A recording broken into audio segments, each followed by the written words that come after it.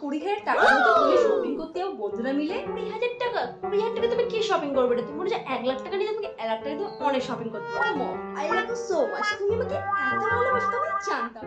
I নাও 1,00,000 টাকা। 1,00,000 টাকা তুমি মন খুলে কিন্তু শপিং করবে। এটা তোমার হবে তো 1,00,000 টাকা শপিং করা?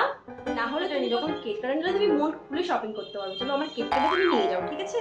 তুমি কিন্তু মনটা নিয়ে যাও, মন খুলে কিন্তু শপিং করো, ঠিক আছে?